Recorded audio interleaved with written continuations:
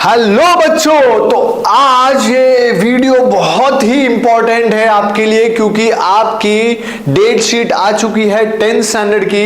2024 में जो एग्जाम है फेब आपका एग्जाम स्टार्ट हो रहा है, तो आपके लिए अगले 2 महीने बहुत ही इंपॉर्टेंट है। तो मैं यहाँ पे आपके लिए 2 महीने की स्ट्रैटेजी बताने के लिए आया हूं जिसमें आप 2 महीने में बहुत ही अच्छा परसेंटेज ला सकते हैं। मतलब आप टारगेट्स कर सकते हैं आराम से 90% से लेके 95% के बीच में कहीं भी आप पहुंच सकते हैं। इवन अगर आपने अभी भी पढ़ाई शुरू नहीं की है तो भी अगले 2 महीने मेहनत करने के बाद आप गारंटीड इतना परसेंटेज ला सकते हैं। लेकिन जो मैं बताऊंगा वो आप फॉलो करोगे तो ही, ठीक है। तो बहुत ही ज्यादा जरूरी है आपके लिए ये जो 2 महीने हैं, अभी से लेके आज से लेके बोर्ड एग्जाम के डेट तक आपको बहुत ही इंपॉर्टेंट तरीके से स्ट्रैटेजीज फॉलो करनी पड़ेगी।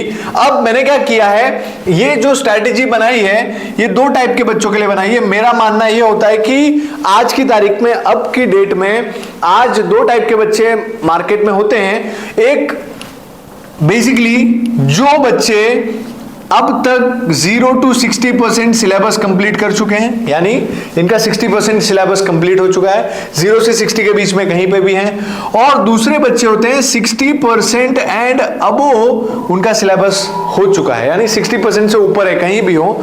तो दोनों के लिए स्ट्रैटेजी अलग अलग होगी। पहली बात आपको यही समझनी है, दोनों के लिए स्ट्रैटेजी अलग अलग होगी। तो दोनों के लिए स्ट्रैटेजी क्या है? पहली स्ट्रैटेजी 0 to 60 के लिए, अब ये ऐसे बच्चे हैं जिनका पढ़ के बहुत कम हुआ है, तो उनके लिए सबसे इंपॉर्टेंट है, सबसे फर्स्ट पॉइंट, कॉन्फिडेंस अपने में लाना। कॉन्फिडेंस अगर आ गया तो आप आराम से यहां तक पहुंच सकते हैं। कॉन्फिडेंस बहुत जरूरी है, और कॉन्फिडेंस बिल्ड करने के लिए सबसे पहले आपको क्या करना होगा, आपको जो चैप्टर टफ लगते हैं वो चैप्टर मत उठाना, तो वो चैप्टर नहीं पढ़ना। अभी पहले अपना कॉन्फिडेंस बिल्ड करो। आप पहले कॉन्फिडेंस बिल्ड करने के लिए सबसे पहले वो चैप्टर्स कंप्लीट कर लो, वो चैप्टर्स रिवाइज कर लो जो आपको ऑलरेडी आते हैं। मतलब आपने ऑलरेडी वो चैप्टर्स कंप्लीटेड हैं आपके, उनको रिवाइज करो सबसे पहले। अब उनको रिवाइज करने के बाद आपके अंदर कॉन्फिडेंस बिल्ड होगा, तो आप आगे के चैप्टर्स जो आपको थोड़े से हार्ड लगते हैं, मीडियम लगते हैं, उनको कंप्लीट कीजिए।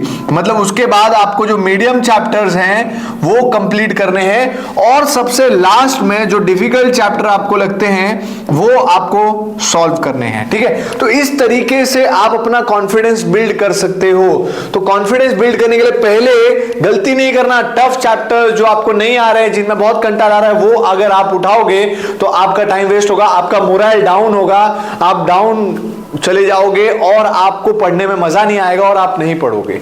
इससे अच्छा आपके जो चैप्टर्स कंप्लीट हो चुके हैं उनको रिवाइज करो, कॉन्फिडेंस बिल्डअप करो पहले, दूसरा फिर मीडियम चैप्टर्स उठाओ, और लास्ट में एकदम डिफिकल्ट चैप्टर्स आप उठा सकते हो। तो ये तरीके से आपका सबसे पहले बच्चों कॉन्फिडेंस बिल्ड होगा। एक बार आपका कॉन्फिडेंस बिल्ड हो गया, आप रेस में आगे बढ़ोगे। और उसके बाद सेकेंड चीज आपको ये करनी है, एक बार सारे चैप्टर्स कंप्लीट हो गए, उसके बाद आपको सारे चैप्टर्स का रिवीजन करना है, सारे चैप्टर्स रिवाइज कर लीजिए। और थर्ड आप क्या कीजिए, थर्ड आप स्टार्ट कीजिए सैंपल पेपर सॉल्व करना, यानी आप सैंपल पेपर्स को सॉल्व कीजिए। अब सैंपल पेपर सॉल्व करने के बाद आपको पता चलेगा अभी भी कुछ डिफिकल्टी चल रही है मेरे दिमाग में, तो इन सैंपल पेपर्स में जो डिफिकल्टीज आपकी आई है वो डिफिकल्टीज के क्वेश्चंस को निकालिए और फिर से उनको रिवाइज कीजिए, और वो रिवाइज करके फिर से सैंपल पेपर्स पे जाइए। और लास्ट में आपको अल्टीमेटली सैंपल पेपर्स पे ही ज्यादा फोकस करना पड़ेगा, और सैंपल पेपर में जो डिफिकल्टी आती जाती है उसी पे वापस रिवाइज कीजिए, उसको सॉल्व कीजिए, फिर से डिफिकल्टी है रिवाइज कीजिए, सॉल्व कीजिए। इतना अगर आप करेंगे तो डेफिनेटली नेक्स्ट 2 महीने में आपका बहुत ही अच्छा रिजल्ट आएगा। और एक सबसे इंपॉर्टेंट चीज इन बच्चों के लिए है मोटिवेटेड फील करना, एकदम पूरी एनर्जी के साथ पढ़ाई करना, क्योंकि अभी ये बहुत इंपॉर्टेंट टाइम है। अगर अभी भी आपने नहीं पढ़ाई की तो बाद में कुछ नहीं हो सकता, इसलिए अभी पढ़ाई कीजिए, क्योंकि 2 महीने बाद अगर आप ये स्टेप लोगे, पढ़ना स्टार्ट करोगे तो कोई मतलब का नहीं है। अभी आज से ही आप अपना टाइम टेबल बनाइए और कम से कम 4 से 5 घंटा पढ़ना शुरू कीजिए। ऐसे भी बच्चे मिलेंगे जो आपको 8 से 10 घंटे पढ़ते होंगे, लेकिन एटलीस्ट आप 4 से 5 घंटे पढ़ना शुरू कीजिए। और अगर आपको मोटिवेशन फील नहीं होता है तो आप अपने पेरेंट्स का चेहरा देखिए, जो आपको इतनी मेहनत करके पढ़ा रहे हैं और इतनी कठिनाइयों के साथ आपको ग्रो कर रहे हैं। क्या आप उनके लिए भी नहीं पढ़ सकते? आपको उनके लिए पढ़ना होगा, क्योंकि उन्होंने आपके लिए इतना किया है, तो आप इतना तो कर ही सकते हो कि उनके लिए आप मार्क्स लेके आओ। दूसरी चीज, अगर आप मार्क्स लाते हो, अच्छे मार्क्स लाते हो बोर्ड एग्जाम में, तो मैं ये नहीं बोलता हूं आप किसी को दिखाने के लिए मार्क्स लाओ, लेकिन मार्क्स लाने का मतलब ये होता है कि आप लाइफ में कुछ भी कर सकते हो। क्योंकि बहुत सारे बच्चों को पढ़ाई बहुत ही कठिन लगती है, डिफिकल्ट लगती है, और अगर सोचिए उस डिफिकल्ट चीज को आसान करके रिजल्ट लेके आ गए बच्चे, तो क्या होगा? बहुत ही कॉन्फिडेंस बिल्ड होगा। ये कॉन्फिडेंस आएगा कि मैं लाइफ में अगर ये डिफिकल्ट पढ़ाई कर सकता हूं तो मैं कुछ भी कर सकता हूं। तो ये कॉन्फिडेंस लाने के लिए आपको पढ़ाई करनी होगी। और बहुत ही इंपॉर्टेंटली इस तरीके से स्ट्रैटेजी बनाइए कि पहले आप कॉन्फिडेंस बिल्ड कीजिए, जो चैप्टर आपको आते हैं रिवाइज कीजिए। गलती नहीं करना कि आप टफ चैप्टर उठाना नहीं। दूसरा, मीडियम चैप्टर्स उसके बाद हाथ में लीजिए, और सबसे लास्ट में आपको जो डिफिकल्ट लगते हैं वो चैप्टर्स लीजिए, उनका रिवीजन कीजिए पूरा खत्म होने के बाद। उसके बाद आप आ जाइए sample paper. Sample paper solve करने के बाद डिफिकल्टी जो भी आ रही है उनको रिवाइज कीजिए और फिर से सैंपल। तो इसको लूप को चलते रहने दीजिए, आपका रिजल्ट बहुत ही बेहतरीन आएगा।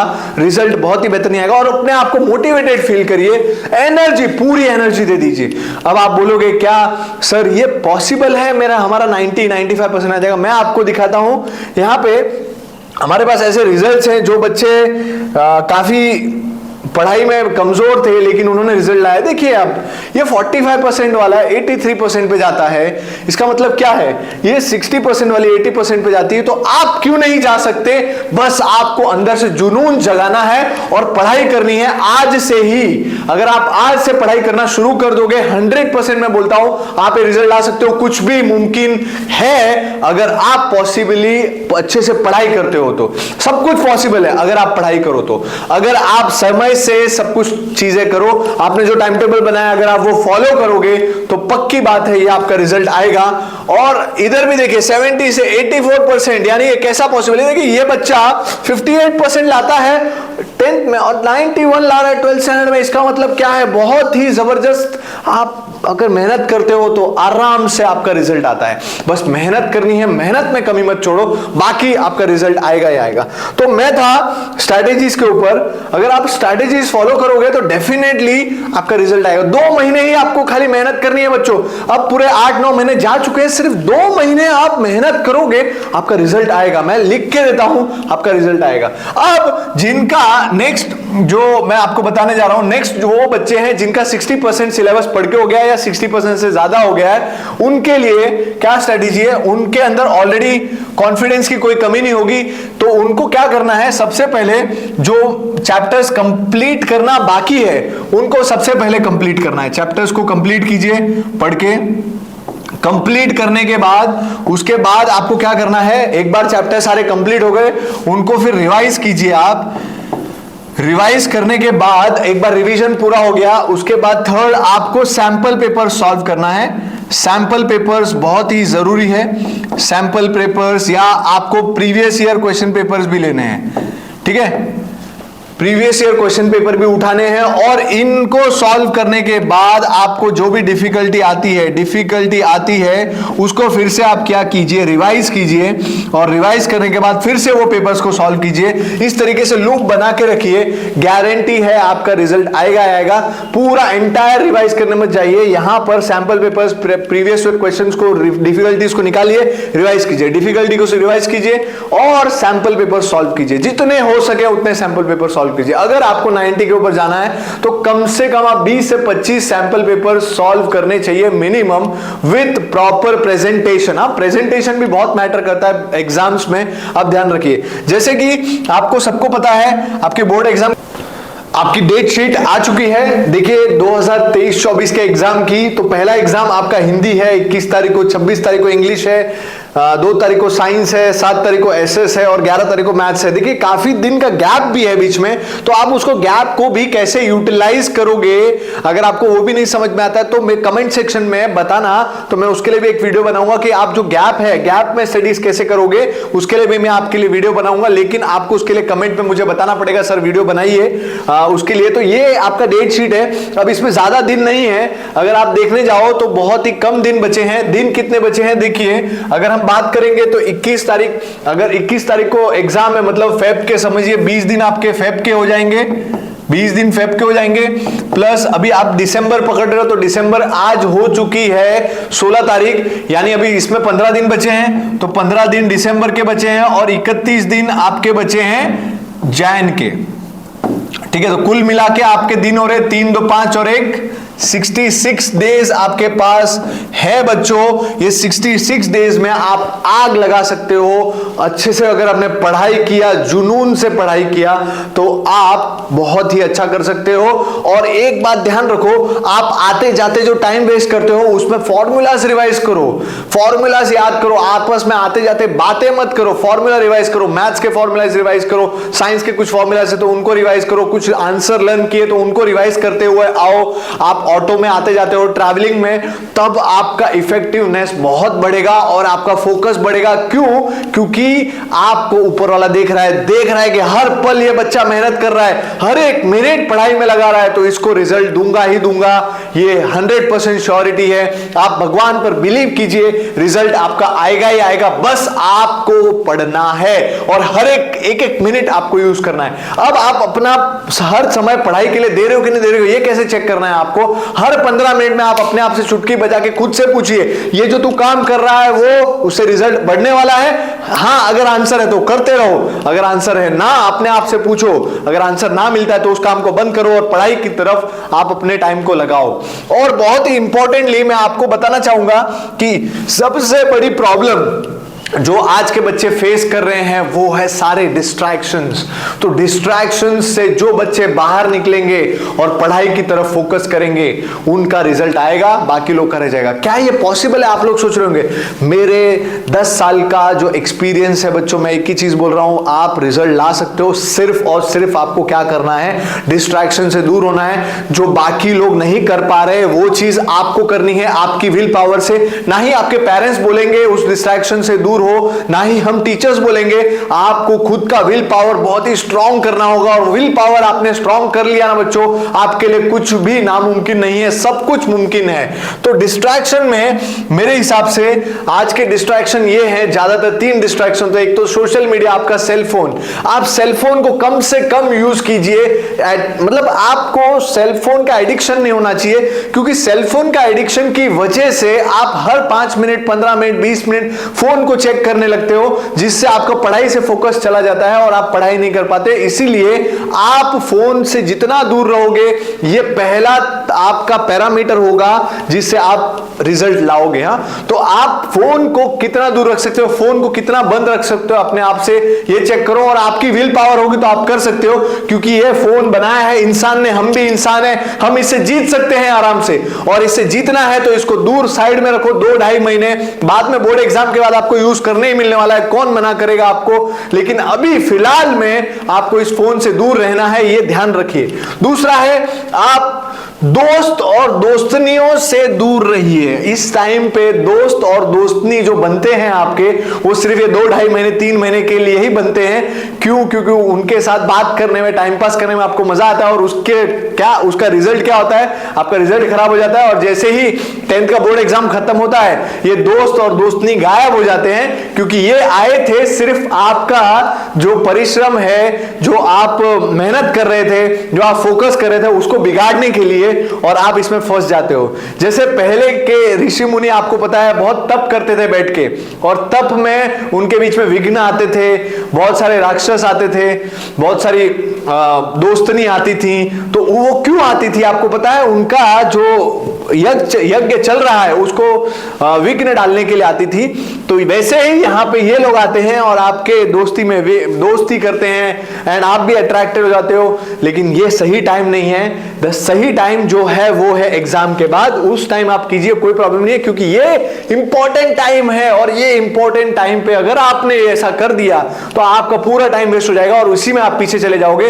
और जो लोग इस पे कंट्रोल कर लेंगे वो रिजल्ट लेके आ पाएंगे। और तीसरा टाइम वेस्टर है ये टाइम वेस्टर, शादी में चले गए 2-3 दिन शादी में। तो शादी में क्या होता है, जैसे शादी में जाना है तो 2 दिन पहले, 1 दिन शादी के दिन, 2 दिन बाद तक शादी का भूत रहता है। शादी के पहले अगर अपने को शादी में जाना है तो 2 दिन क्या क्या करेंगे, क्या लेके जाएंगे, क्या पहनेंगे, ये सब सोचते रहते हैं। शादी के दिन का प्रॉब्लम, शादी के दूसरे दिन का हैंगओवर। इसका मतलब क्या होता है, आपके 4 से 5 दिन एक शादी को अटेंड करने में चले जाते हैं और हमारे पास कुल मिला के 66 डेज है, उसमें आपने अगर दिन वेस्ट कर दिए तो फिर रिजल्ट नहीं आएगा। तो ये चीजों को अवॉइड कीजिए। बर्थडे पार्टी में जाना, फेस्टिवल्स, प्लेइंग, इस टाइम ये 2-2.5 महीने सिर्फ अपने आप को कंट्रोल के लिए, रिजल्ट आएगा उसके बाद या आपका एग्जाम खत्म होगा उसके बाद आप ये सब मिलजुल के जिससे भी जो भी आपसे दुखी हुआ या जो भी आपसे नाराज हुआ उसको जाके मना लीजिए। लेकिन अभी ये 2 महीना प्लीज प्लीज प्लीज पढ़ाई पे फोकस कीजिए बच्चों। 2 महीना है आपके पास, अगर आपने 2 महीना जी जान लगा के पढ़ाई कर लिया ना, मैं बोलता हूं आपका रिजल्ट आएगा ही आएगा। क्योंकि मेरा ये एक्सपीरियंस बोलता है जब बच्चे रिजल्ट लाना चाहते हैं वो पढ़ते हैं और सुबह 4-4, 3-3 बजे उठ के पढ़ते हैं। और मेरा एक्सपीरियंस ये रहा है, मैं बच्चों को एक ही चीज बोलता हूं, जब आप रात को सोओगे तो कुछ फॉर्मूलाज रिवाइज करके सो, सुबह उठोगे तो आप पूरे दिन में क्या क्या करने वाले हो वो चीजें लिख लो और उसके हिसाब से टास्क करो। तो अगर ये चीजें होंगी और ये टाइम वेस्टर्स, डिस्ट्रैक्शंस अगर आप अवॉइड कर पाओगे तो आप सही दिशा में जा रहे हो और ये करोगे तो 100% मैं बोलता हूं आपको रिजल्ट आएगा ही आएगा। आप 95% के बीच में कहीं भी आप पहुंच सकते हो। तो बच्चों में जो बोल रहा हूं प्लीज उसको फोकस कीजिए, मोटिवेटेड रहिए। हर पल आपको एक ही चीज देखनी है कि मेरा 90 आया है, मेरा 95 आया है। जो भी आपने परसेंटेज डिसाइड किया है उस परसेंटेज को विजुअलाइज कीजिए, सोचिए उसके बारे में और उसके लिए क्या करना होगा उस चीज को करिए जो आपको अंदर से लगती है। भले से कितना भी कंटाला है, डिफिकल्ट है, लेकिन करना बहुत जरूरी है। जैसे कि मैं बोलता हूं, आपको पता है कि अगर कोई पत्थर को तोड़ना है तो आप हथौड़ा मारोगे तो नहीं टूटेगा, लेकिन लास्ट में एक हथौड़े से ही टूटता है। पर इसका मतलब ये नहीं कि पहले जो हथौड़े मारे हैं वो यूजलेस थे। मतलब if stone breaks by last fall of hammer, it doesn't mean that previous strokes were useless. इसका मतलब आप जो अभी पढ़ाई कर रहे हो ये 2 महीना, लास्ट में आपको जाके एग्जाम में लास्ट हथौड़ा मारना है, लिखना है जाके, लेकिन उसके लिए अभी से प्रयास करने होंगे। और अगर आप प्रयास करते रहोगे बच्चों, आपका रिजल्ट आएगा आएगा और आएगा और आपके एरिया में आपका बैनर जरूर लगेगा, आप अगर सही तरीके से सही मायने में पढ़ाई करोगे तो आई होप आपको ये चीज समझ में आ गई है। और अगर आपको कोई भी चीज से रिलेटेड वीडियो चाहिए, मोटिवेशन से रिलेटेड, तो प्लीज कमेंट में लिखिए। जैसे कि मैंने अभी बताया आपको, अगर आपको ये बीच में जो डेज हॉलीडेज मिल रहे हैं अगर उसकी स्ट्रैटेजी चाहिए तो उसके लिए भी मैं वीडियो डालूंगा। अगर आप कमेंट में मुझे कमेंट करते हो तो मैं जरूर डालूंगा। तो अल्टीमेटली मैं एक ही चीज बोलना चाहूंगा कि आपको इस तरीके से स्ट्रैटेजी फॉलो करनी है अगर आपको रिजल्ट लाना है। तो अगर आप ये कैटेगरी में तो ऐसा करो, ये कैटेगरी में तो आप ऐसा करो, लेकिन मेहनत करनी पड़ेगी, पूरा जी जान लगा दीजिए, 100% डिटर्मिनेशन दे दीजिए, पक्का मैं बोलता हूं रिजल्ट आएगा। And I wish you all the very best for the next 2 months. 2 महीने एक भी मिनट वेस्ट मत कीजिए, 100% एनर्जी पढ़ाई में डालिए, आपका रिजल्ट आएगा। मैं आपको बोल रहा हूं, आप 100% जो चीज करना चाहेंगे, जितना परसेंटेज लाना चाहेंगे उतना ला सकते हैं। Thank you.